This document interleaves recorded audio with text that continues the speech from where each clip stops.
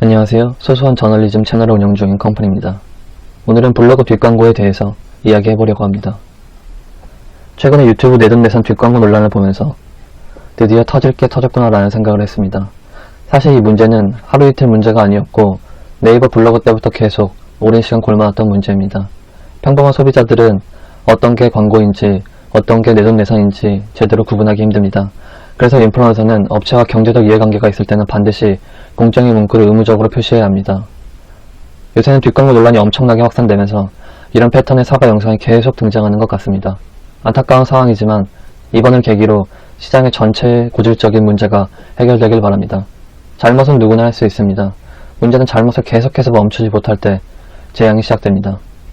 어느 순간부터 네이버 블로그가 몰락하게 된 가장 큰 두 가지 이유는 파워블로거 갑질 논란과 광고글의 홍수 때문이라고 봅니다. 네이버 메인 페이지의 우측 하단 영역도 광고 영역이라고 명확하게 표시해야 될 것 같습니다. 왼쪽 파란 부분은 콘텐츠 영역이고 오른쪽 빨간 부분은 광고 영역인데 광고라고 표시되어 있지 않아서 인터넷에 익숙하지 않은 세대는 정보인지 광고인지 구분이 어려울 것 같습니다.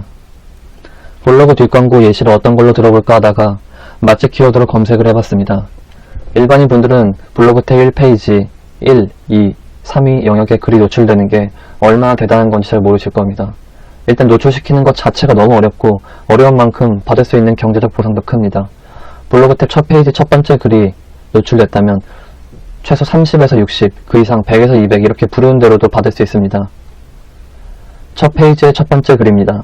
하단에 유료 광고라는 문구가 작성되어 있습니다. 돈을 받은 건지 음식만 협찬받은 건지 둘 다인지 알 수 없기 때문에 이런 애매모호한 표현은 문제가 될 수 있습니다. 정확하게 돈이면 돈, 음식이면 음식 이렇게 표현해야 이 글을 본 사람이 이게 광고글이라는 걸 명확하게 인식할 수 있습니다. 참고로 말씀드리자면 1페이지에 있는 대부분의 글은 광고라고 보시면 됩니다.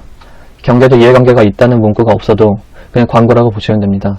광고가 아닌 글도 있지만 1페이지에 노출되는 대부분의 글은 광고일 가능성이 매우 높습니다. 업체 간판 사진, 매장 내부, 외부 사진, 모든 음식 사진, 지도 첨부, 업체 전화번호, 업체 주소, 업체 영업시간 이렇게 지나칠 정도로 많은 정보가 꼼꼼히 적혀 있다면 99% 광고라고 보시면 됩니다. 두 번째부터 다섯 번째 글에는 경제적 이해관계에 대한 문구가 전혀 없습니다.